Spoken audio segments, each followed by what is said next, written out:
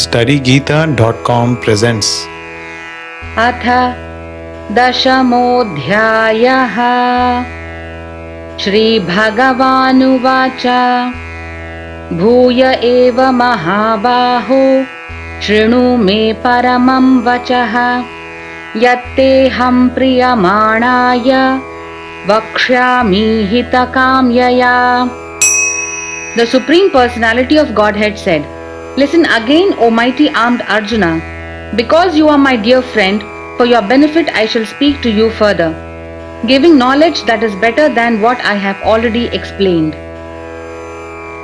न मे विदुः प्रभवं न महर्षयः अहमादिर्हि देवानां महर्षीणां च सर्वशः." Neither the hosts of demigods nor the great sages know my origin or opulences, for in every respect I am the source of the demigods and sages. Yo mamajam anadim cha vetti lokamaheshwaram asammodhas samartyeshu sarva papaih pramuchyate. He who knows me as the unborn, as the beginningless, as the supreme lord of all the worlds, he only, undeluded among men, is freed from all sins. Buddhir jnanam asammohah kshama satyam damah shamah sukham dukkham bhavo bhavo bhayam cha bhayameva cha ahimsa samata tushtihi tapodanam yasho yashah भवन्ति भावा भूतानां मत्त एव पृथग् विधाः.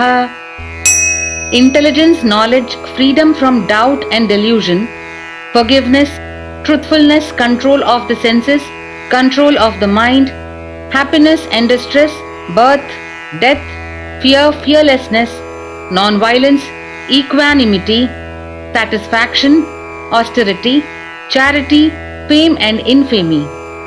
All these various qualities of living beings are created by me alone. Maharshaya sapta purve chatvaro manavastatha madbhava manasa jata yesham lokaimah prajah. The 7 great sages and before them the 4 other great sages and the Manus, progenitors of mankind, come from me, born from my mind, and all the living beings populating the various planets descend from them. Etam vibhutim yogam cha mama yo veti tattvatah to vikalpena yogena yujyate natra samshayah. One who is factually convinced of this opulence and mystic power of mine engages in unalloyed devotional service. Of this there is no doubt.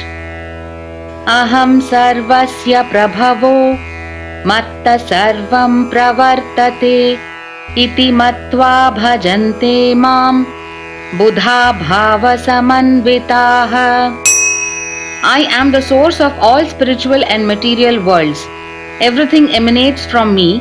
The wise who perfectly know this engage in my devotional service and worship me with all their hearts.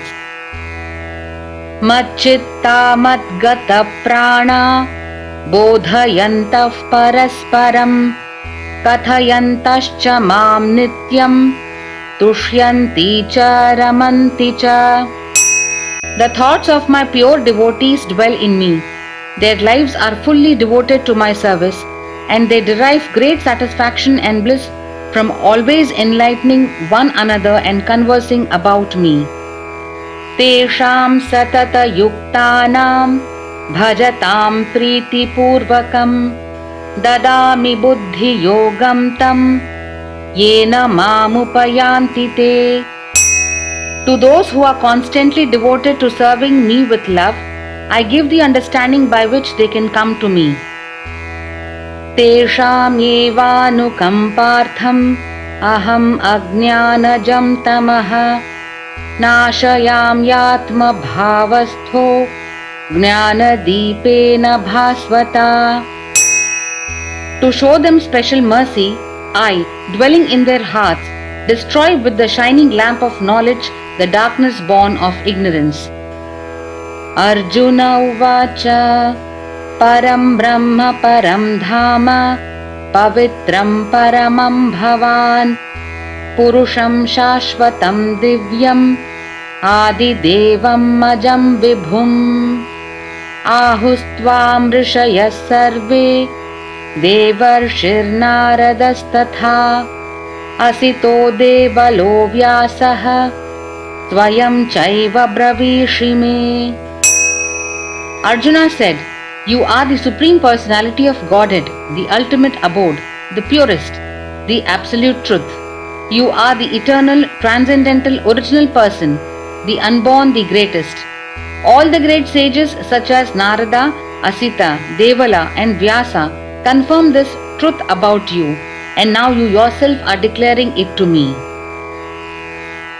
Sarvam etadritam manye yanmam vadasi keshava nahi te bhagavan vyaktim vidur devanadhanavaha." O Krishna, I totally accept as truth all that you have told me.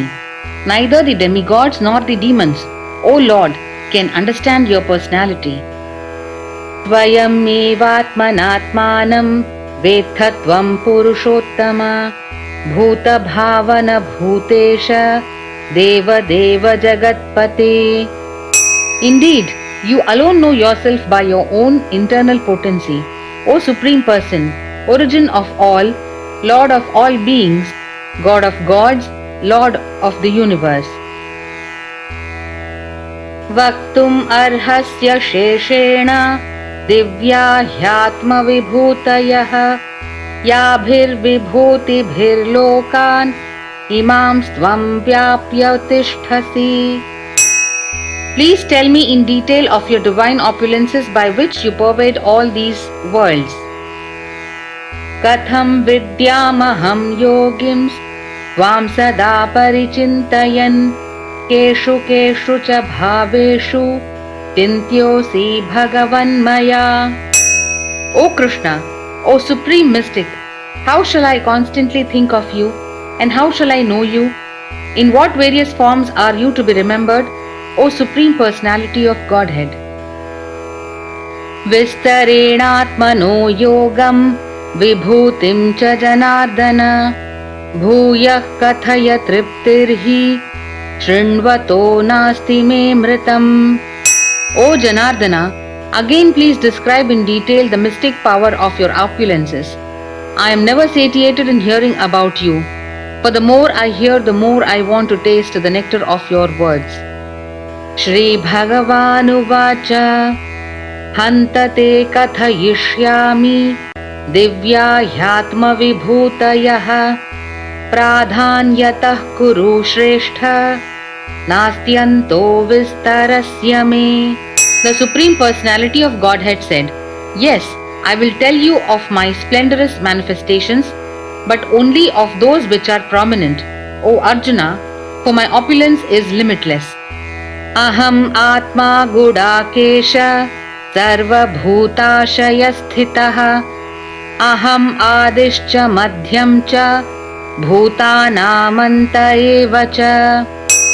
I am the super soul, O Arjuna, seated in the hearts of all living entities. I am the beginning, the middle and the end of all beings. Adityanamaham Vishnuhu Jyotisham Raviram Shuman Marichir Marutamasmi Nakshatranamaham Shashi. Of the Adityas I am Vishnu. Of lights I am the radiant sun. Of the Maruts I am Marichi. And among the stars I am the moon. Vedanam Samavedosmi Devanam Asmi Vasavah Indriyanam Manaschasmi Bhutanam Asmi Chetana. Of the Vedas I am the Samaveda. Of the demigods I am Indra, the king of heaven. Of the senses I am the mind. And in living beings I am the living force, consciousness. Rudranam Shankaraschasmi वित्तेशो यक्षरक्षसां वसूनां पावकश्चास्मि मेरुशिखरिणामहम्. Of all the Rudras, I am Lord Shiva. Of the Yakshas and Rakshasas, I am the Lord of Wealth, Kubera. Of the Vasus, I am Fire, Agni. And of mountains, I am Meru. Purodhasam cha mukhyam mam vidhi partha brihaspatim senaninam aham skandaha tarasamasmi sagaraha. Of priests, O Arjuna, know me to be the chief Brihaspati. Of generals, I am Kartikeya. And of bodies of water, I am the ocean.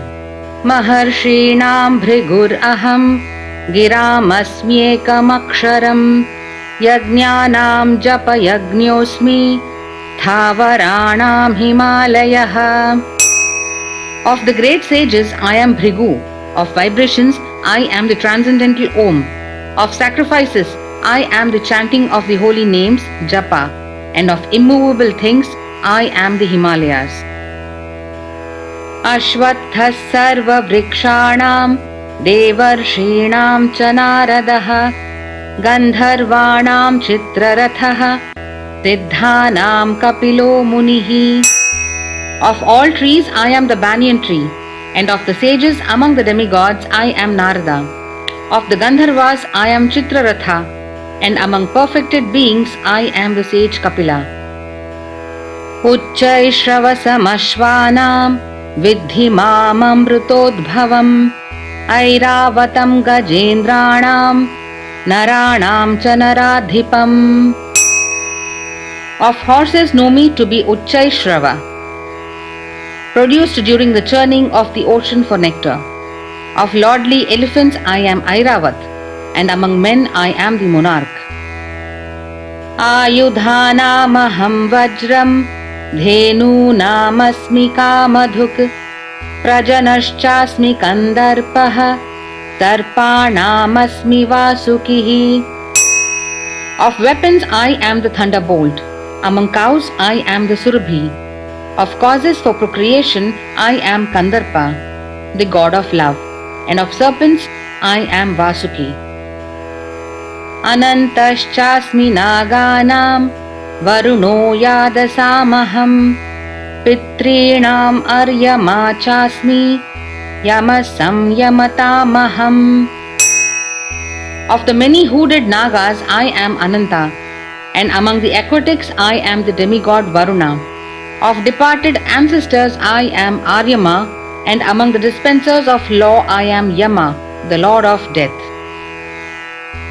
Prahaladashchasmi daityanam kalah kalayatamaham मृगाणां च मृगेन्द्रोऽहं वैनतेयश्च पक्षिणाम्.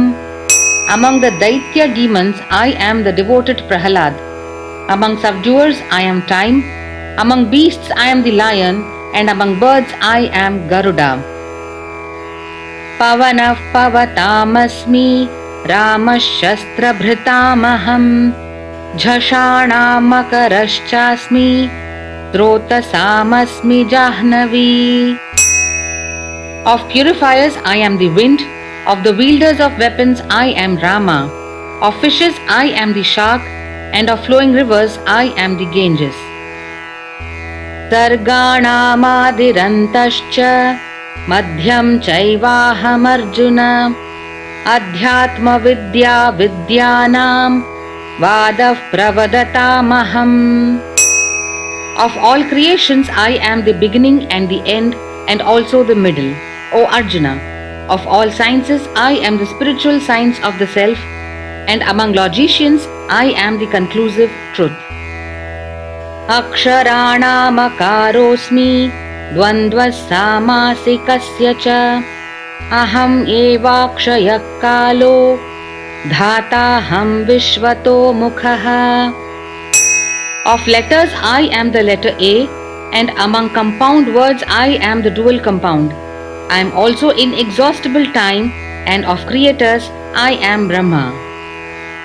Mrityus sarvaharashchaham udbhavascha bhavishyatam कीर्तिश्रीर्वाक् च नारीणां स्मृतिर्मेधा धृतिक्षमा. I am all devouring death, and I am the generating principle of all that is yet to be. Among women I am fame, fortune, fine speech, memory, intelligence, steadfastness and patience. Brihat Sama tatha Samnam Gayatri Chandasamaham Masanam Margashirshoham Ritunam Kusumakaraha. Of the hymns in the Sama Veda, I am the Brihat Sama, and of poetry I am the Gayatri. Of months I am Margashirsha, November, December, and of seasons I am flower-bearing spring. Dyutam chalayatam-asmi, tejas tejasvinamaham, jayosmi vyavasayosmi, tattvam sattvavatamaham. I am also the gambling of cheats, and of the splendid I am the splendor. I am victory, I am adventure, and I am the strength of the strong. Vrishninam vasudevosmi, Pandavanam dhananjayah, Muninam apyaham vyasah, Kavinam ushana kavihi. Of the descendants of Vrishni I am Vasudev, and of Pandavas I am Arjuna. Of the sages I am Vyasa, and among great thinkers I am Ushana. Dando damayatam-asmi, Nitirasmi jigishatam, Maunam chaivasmi guhyanam, Jnanam jnanavatamaham. Among all means of suppressing lawlessness I am punishment, and of those who seek victory I am morality. Of secret things I am silence, and of the wise I am the wisdom. Yachapi sarva bhutanam bijam tad aham arjuna, na tad asti vinayatyan maya bhutam characharam. Furthermore, O Arjuna, I am generating seed of all existences. There is no being moving or non-moving that can exist without me. Nantosti mama divyanam vibhutinam parantapa, esha tu deshatah prokto vibhuter vistaro maya. O mighty conqueror of enemies, there is no end to my divine manifestations. What I have spoken to you is but a mere indication of my infinite opulences. Yad yad vibhuti mat sattvam Shrimad urjitameva va tat tadyeva vagachatvam mama tejomsha sambhavam. Know that all opulent, beautiful and glorious creations spring from but a spark of my splendor. Athava bahunaitena kim gnatena tavarjuna vishtabhyaham midam kritsnam ekamshena sthito jagat. But what need is there, Arjuna, for all this detailed knowledge? With a single fragment of myself, I pervade and support this entire universe. Iti Srimad Bhagavad Gitasu Upanishatsu Brahma Vidyayam Yoga Shastre Shri Krishna Arjuna Samvade Vibhuti Yogo Nama Dashamodhyayaha.